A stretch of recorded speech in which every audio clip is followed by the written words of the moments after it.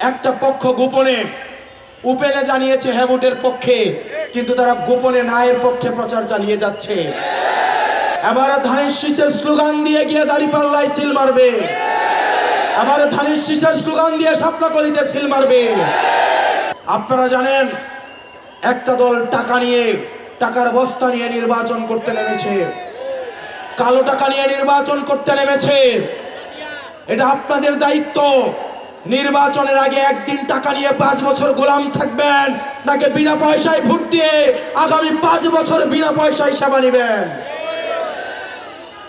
প্রিয় ডুমুরিয়াবাসী, ভোটের আগের দিন যদি আপনি একটা নির্দিষ্ট অঙ্কের টাকার কাছে আপনি বিক্রি হয়ে যান, আগামী 5 বছর আপনি গোলামি করতে হবে। সিদ্ধান্ত আপনার। ভোটের আগে আপনি যে মালিক আছেন, প্রার্থীরা আপনাদের পায়ে পায়ে ধরছে, আপনারা চান কিনা ভোটের পরে আগামী 5 বছরও প্রার্থীরা আপনাদের কাছে পায়ে পায়ে যাক?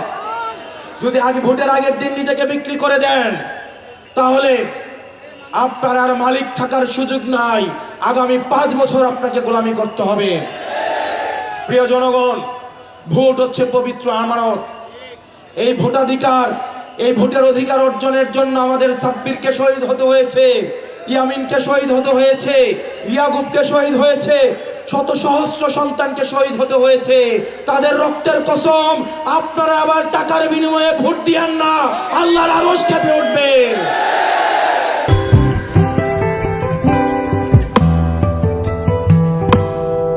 এই ভোট হচ্ছে পরিবর্তনের ভোট। এই ভোটের মধ্য দিয়ে আমরা স্বৈরতন্ত্র ব্যবস্থার পরিবর্তন করতে পারবো।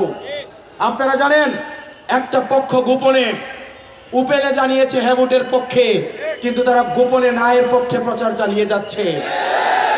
তাদের এই মুনাফিকি ইতিহাসে লেখা হয়ে থাকবে। তাদের আচার আচরণে মনে হচ্ছে তারা স্বৈরতন্ত্র টিকিয়ে রাখতে চাচ্ছে শুধুমাত্র হাসিনা ছাড়া।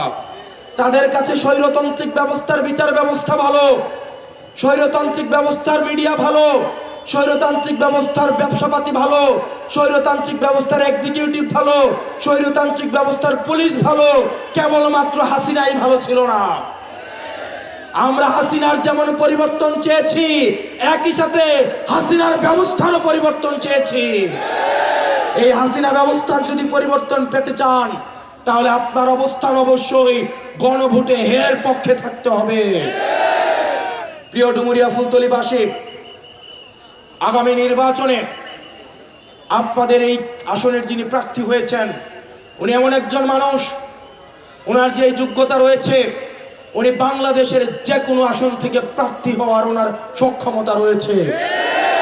বাংলাদেশের 300 আসনের যে কোনো আসনে প্রার্থী হলে উনি সেখান থেকে জিতে আসার সক্ষমতা রয়েছে। মিয়া গোলাম পরোয়ার সাহেব, উনি নিজের মাতৃভূমির টানে, আপনাদের টানে দীর্ঘ 1.5 যুগের বেশি সময়ের জেল জুলুমের মধ্য দিয়ে উনি গিয়েছেন, এবং দিন শেষে উনি আপনাদের কাছেই ফিরে এসেছেন। এবং উনি যে সময় ক্ষমতায় ছিলেন, উনি যতদিন এমপি ছিলেন, ওনার এমপি সময়ে উনি যত টাকা খরচ করেছেন, প্রত্যেকটা টাকার হিসাব 1 পয়সা 1 পয়সা করে জনগণের সামনে প্রকাশ করেছেন। সিদ্ধান্ত আপনার। আপনারা কি সৎ প্রার্থীর হাতে খুলনাকে তুলে দিবেন, নাকি টাকার বস্তা যারা দুর্নীতির আখড়ায় বাংলাদেশ পরিণত করেছিল তাদের হাতে খুলনাকে তুলে দিবেন? প্রিয় খুলনা ফুলতলা ডুমুরিয়াবাসী, ইতিহাসের সন্ধিক্ষণ, আপনাদেরকে সিদ্ধান্ত নিতে হবে। প্রিয় তরুণ প্রজন্ম, আমরা পরিবর্তনের দ্বার প্রান্তে আছি। ভোটের দিন পর্যন্ত কোনো ঘুমানো চলবে না। প্রত্যেকটা বাড়ি বাড়ি যেতে হবে, প্রত্যেকটা ঘরে ঘরে যেতে হবে। এবার বিএনপির ভোটের কারণে বিএনপির পরাজয় হবে। এবার ধানের শীষের স্লোগান দিয়ে গিয়ে দাঁড়িপাল্লায় সিল মারবে, এবার ধানের শীষের স্লোগান দিয়ে শাপলাকলিতে সিল মারবে। বিএনপির নেতাকর্মীরা অতিষ্ঠ চাঁদাবাজির কারণে, বিএনপির নেতাকর্মীরা যারা দীর্ঘ 1.5 দশকের বেশি সময় অত্যাচার, সংগ্রাম, নির্যাতনের মধ্য দিয়ে গিয়েছেন, তারা আজকে দলের মধ্যে কোণঠাসা।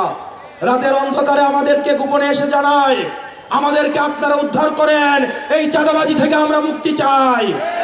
প্রিয় বিএনপির ভাইয়েরা, আপনারা যারা জিয়ার আদর্শ বিশ্বাস করেন, বেগম জিয়ার আদর্শে বিশ্বাস করেন, আমাদের দরজা আপনাদের জন্য খোলা।